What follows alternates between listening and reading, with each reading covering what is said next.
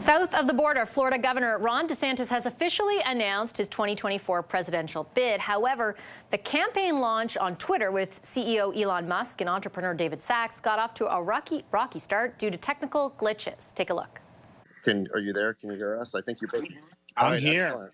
Excellent. I know. I think you broke the internet there. We had over 500,000 people in one Twitter space. DeSantis is widely seen as former President Donald Trump's main challenger for the GOP nomination, and he's made a name for himself among American conservatives for his opposition to COVID-19 mandates, his fight with Disney, his Don't Say Gay law, and ban on critical race theory in schools. The big question, though, can he win the nomination with Trump so far out in the lead? David Frum is a staff writer at The Atlantic, and Brian Stelter is a special correspondent at Vanity Fair. Hi, David. Hi, Brian. Great to have you both with us tonight. Thank you. Thank you very much for making the time.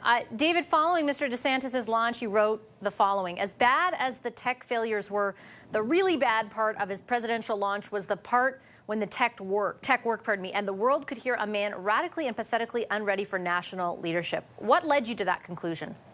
Well, I've been watching these announcements for all my life. And if you can see many of them now on YouTube. You can see George W. Bush launching in 1999 or Barack Obama in 2007. And they always remember they're running for the job of President of the United States, not House Minority Leader, not City Council, President of the United States, full of Americans of all different kinds of views. Now, you're running for the headship of a party, of course, so you're speaking to a certain point of view, but you're speaking to the whole country that you hope to lead.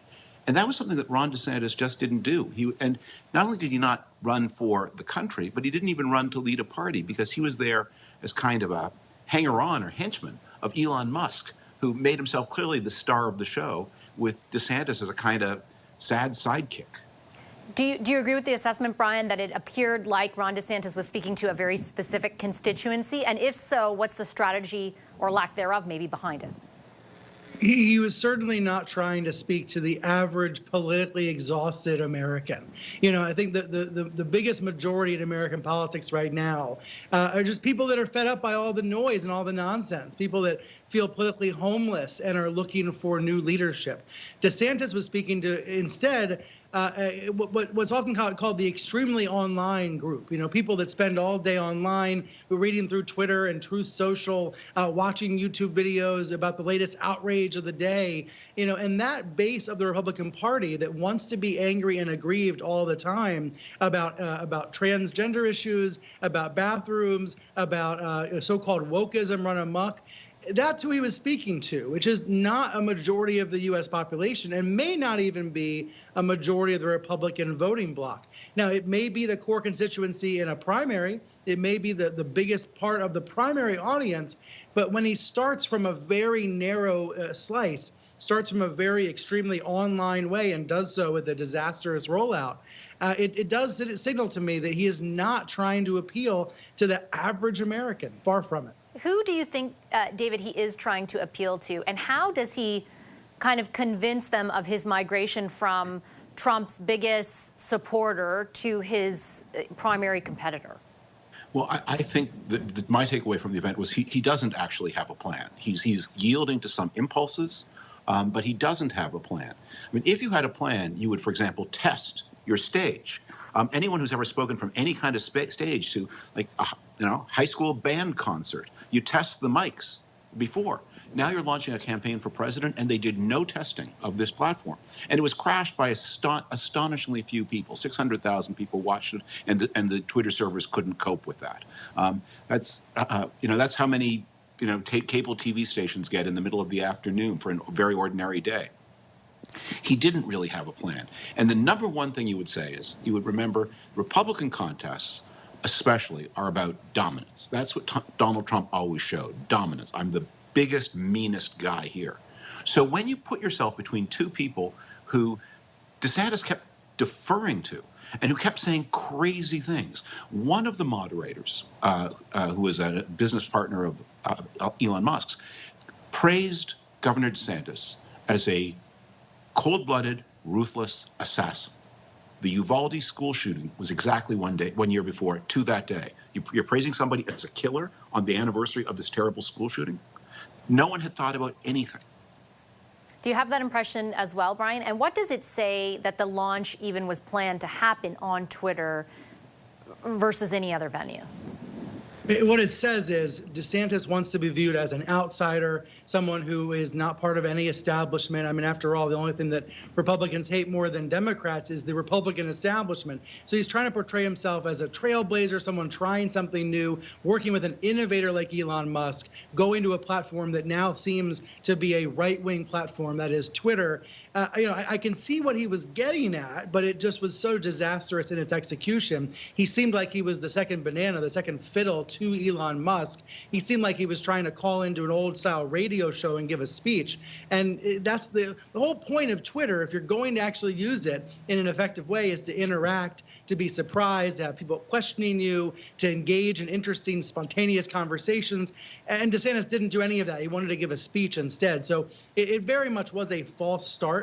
And ever since then, in the 24 hours since that bad rollout, DeSantis has been in his safe space. He's been talking to conservative radio hosts, trying to lay the groundwork for his campaign that way.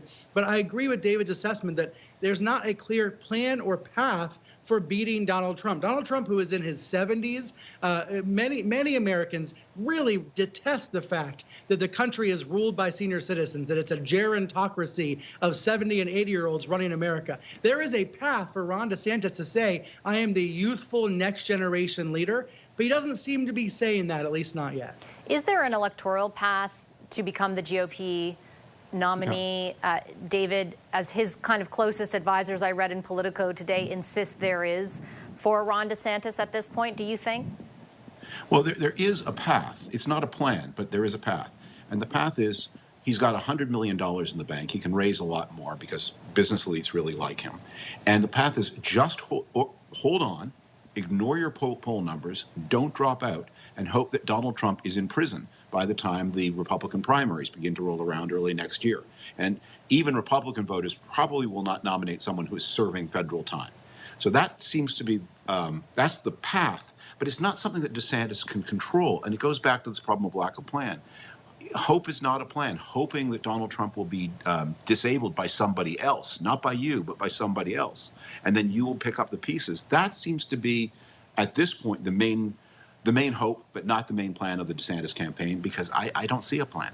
Does anyone else, Brian, before I let you both go, do you think have any kind of, I don't want to use the word hope in the wrong way, but hope of a plan or path to victory among the other crop of candidates, Sununu, Hutchinson, Nikki Haley, Tim Scott, anyone you've got your eye on that you think might have a shot?